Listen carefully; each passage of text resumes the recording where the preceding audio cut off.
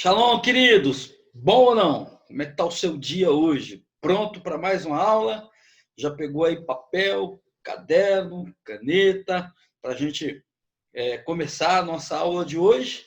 E hoje nós vamos estar falando sobre o nosso maior campo de batalha, onde começam as guerras, onde nós somos vencedores ou somos derrotados.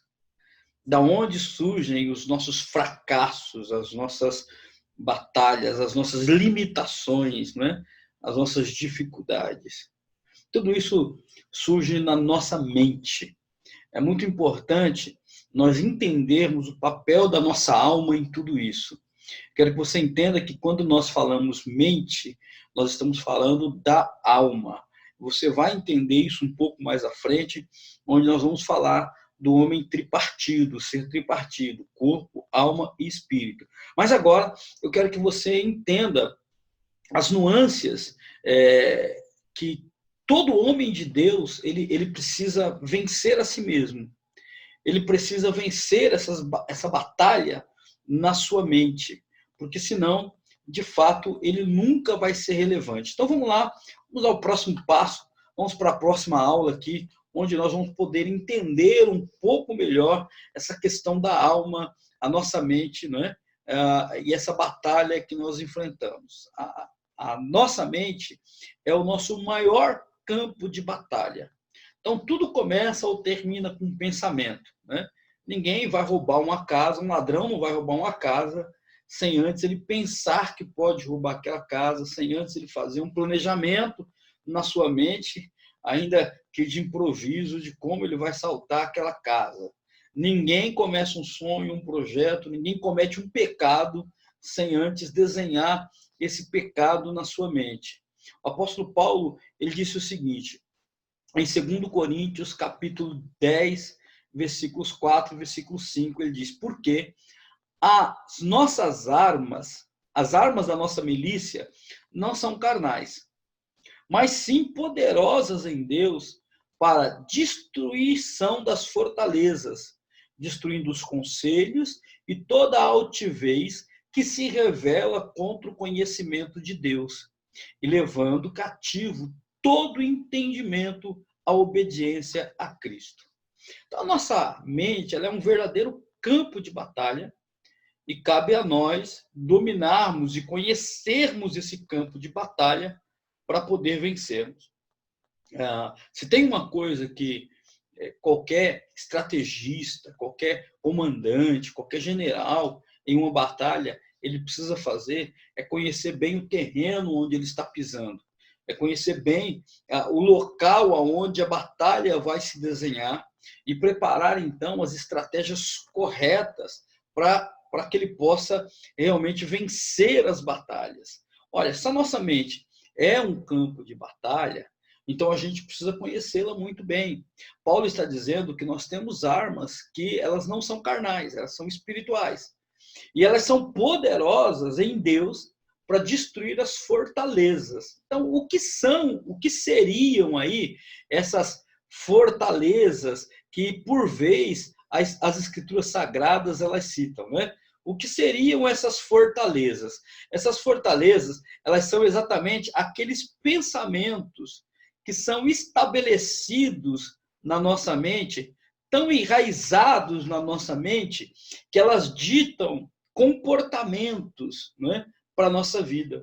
E muitas vezes elas constroem um verdadeiro muro na nossa vida, em que a palavra de Deus ela tem dificuldade de romper essas fortalezas e promover a transformação. O que eu quero dizer com isso? Você sabe o propósito de Deus para você, que é ser um homem relevante.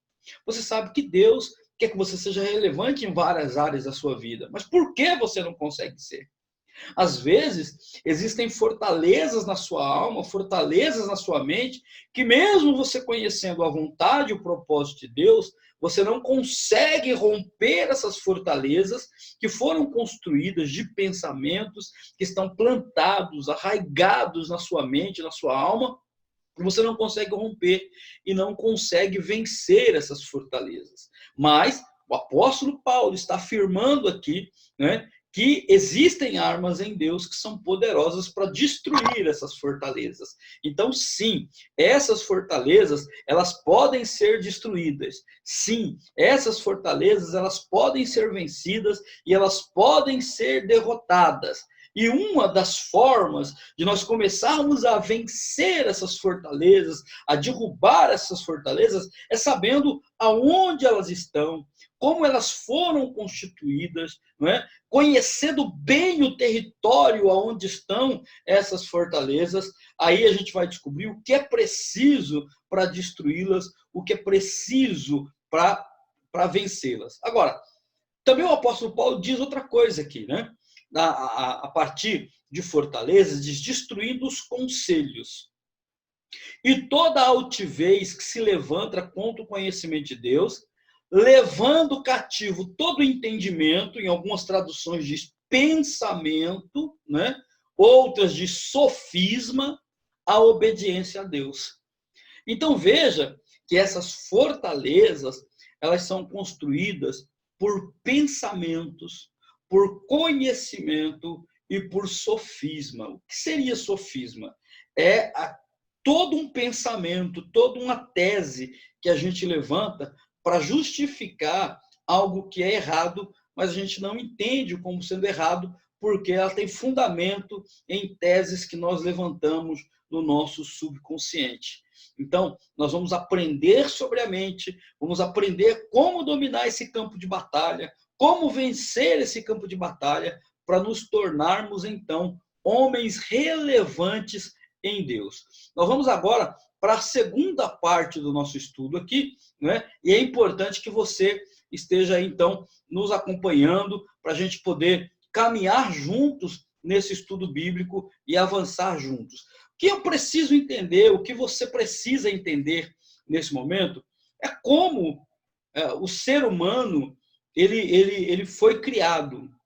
Como que funciona esse campo de batalha? Então, o ser humano ele é um ser tripartido. Eu falei isso nas aulas anteriores, que mais para frente a gente ia ver como é que o homem foi constituído. Então, o homem ele é um ser tripartido. Ele é constituído de 3 elementos. Que elementos seriam esses? O corpo, a alma e o espírito. Então, o que é o corpo? O corpo é a casa onde o meu espírito mora e o meu espírito tem uma consciência, tem uma alma, tá? Então, o ser tripartido é exatamente isso. O ser humano é construído de 3 substâncias: corpo, alma e espírito. Ou, né, na ordem correta, espírito, alma e corpo. Então, esse corpo no qual nós fomos criados, esse elemento no qual nós estamos, ele sofreu uma mudança, né? E essa mudança ela não foi boa. E a gente vai entender isso ao longo das nossas aulas. Então, por agora, você precisa entender que o ser humano é um ser tripartido, ou seja, corpo, alma e espírito. O corpo é a nossa consciência física, não é?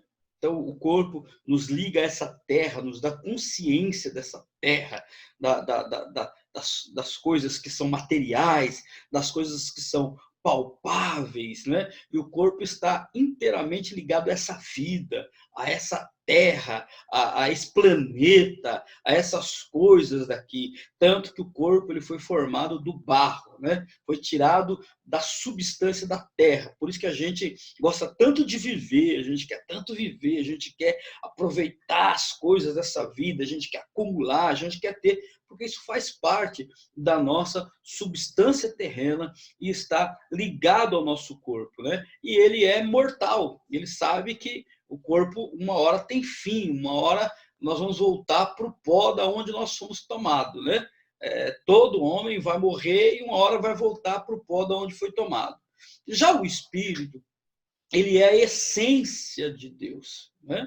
Ele é o sopro de Deus. Quando Deus fez o homem, soprou na narina daquele boneco feito da terra e transformou esse homem em um ser vivente.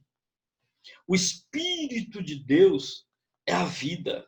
zoe de Deus, a vida do próprio Deus, foi colocada dentro do homem. Então, a essa substância, a esse corpo, que é o nosso verdadeiro eu, nós chamamos de espírito. E o espírito, não é a parte que tem a ligação com as coisas do reino de Deus, com as coisas celestes, com as coisas eternas, com adoração, com serviço ao Senhor, com as coisas que de fato são relevantes, né, da parte de Deus. Então é importante a gente fazer essa distinção. A nossa alma é o quê? É a consciência, né? É a consciência que nós temos das coisas da nossa vida. A nossa alma é a nossa psique. Ela lida exatamente com os nossos sentimentos, com as nossas emoções, né? com a nossa vida. Então, é importante a gente entender isso. Em Romanos, capítulo 8, versículo 1, deixa eu voltar aqui para o slide.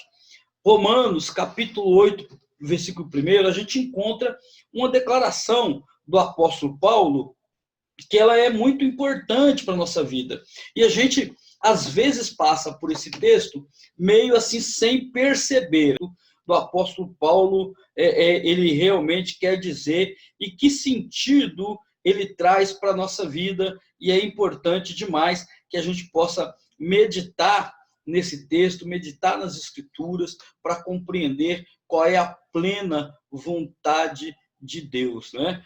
O livro de Romanos, deixa eu abrir aqui a minha Bíblia, eu quero ler com vocês, no livro de Romanos, capítulo 8, versículo 1, diz assim, olha, portanto, agora, nenhuma condenação há para os que estão em Cristo Jesus, que não andam segundo a carne, segundo a alma, segundo o físico, mas segundo o Espírito, né?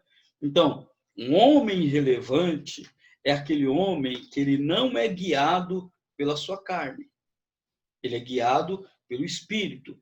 Ele não é guiado pelo seu físico, tampouco pelas suas emoções. Ele é guiado pelo Espírito, porque o Espírito é a parte de Deus na pessoa, né? Então, o Espírito é a consciência de Deus. É a consciência do eterno em nós, né? O Espírito é isso. E a alma é a nossa vontade, as nossas emoções. A carne é o corpo, que é a consciência do mundo, a consciência das coisas que são passageiras e que vão passando aí pela nossa vida. Para a gente entender melhor, essa questão da mente, a gente precisa entender como Deus fez o homem e o que o homem é agora. Então, é muito importante que a gente pare para prestar atenção, né, nas coisas como Deus ele faz para a nossa vida. Quando Adão ele caiu, quando Deus fez o homem, o corpo, o espírito e a alma, eles eram interligados, né? Então, o corpo, a alma e o espírito tinham consciência das coisas de Deus, das coisas eternas.